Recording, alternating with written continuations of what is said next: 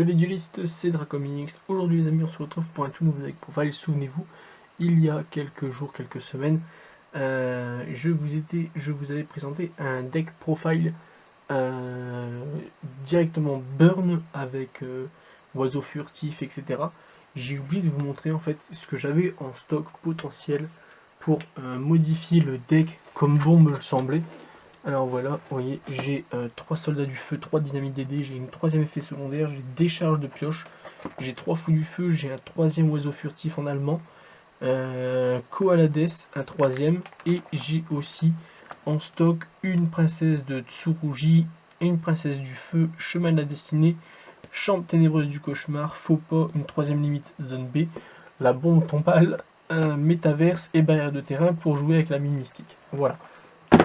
Maintenant que ce petit point est fait, aujourd'hui je vais vous présenter mon deuxième deck burn, qui n'est pas un deck burn classique, mais un deck plutôt chain burn, donc basé sur l'activation de beaucoup de cartes pièges à la suite, et vous allez le découvrir tout de suite, il est juste là.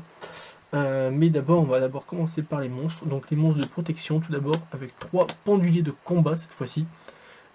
Ajouter à ça 3 attaques de l'épouvantail et 3 marshmallows. Voilà, je ne joue que 9 monstres. Pourquoi? Pour pouvoir me protéger au maximum des attaques adverses grâce à ces 9 monstres. Ensuite, je joue 3 mini mystiques, forcément, et la frappe en chaîne qui a tout son sens dans le deck Chain Burn. C'est dommage qu'elle ait été touchée à la banne il y a quelques années maintenant. Avant, je l'avais à 2 exemplaires et c'était encore mieux. J'espère qu'elle va revenir un jour. On croise les doigts. Voilà. Mais de toute façon, je vais la mettre sur le côté. Je vais vous expliquer un peu le concept vite fait avant de vous montrer les duels. Alors ensuite, il y a 2 trios Ojama comme dans le Burn classique. Et on passe donc aux cartes de pioche. 3 habilités téméraires. Donc le but, c'est de chaîner les 3 pour ne passer que 2 tours de draw phase en fait, et de piocher 6 cartes quand même.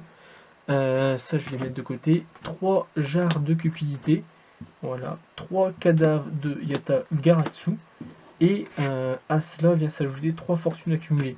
Alors le but en fait, par exemple là, c'est d'avoir une habilité téméraire, une jarre de cupidité, un cadavre, une fortune et la frappe en chaîne, qui fait donc que ça me fait une chaîne pour piocher 2, 3, 4, 5, 6 cartes. Donc je vais piocher 6 cartes. Et en plus de ça, je vais mettre 2000 points de dégâts à l'adversaire, puisque la frappe en chaîne sera activée en blockchain 5. Et l'adversaire prend 400 points de dommages par blockchain en fait actif avant la frappe en chaîne.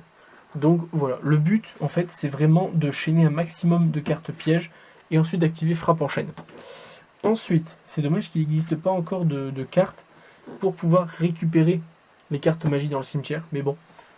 Enfin bref, des cartes pour temporiser encore une fois, mais qui viennent se chaîner très bien aux cartes de pioche. Rugissement menaçant, cylindre magique, et maintenant pour mettre des dégâts, 3 desserts seuls, donc qui mettent 500 points de dégâts pour chaque monstre sur le terrain de l'adversaire.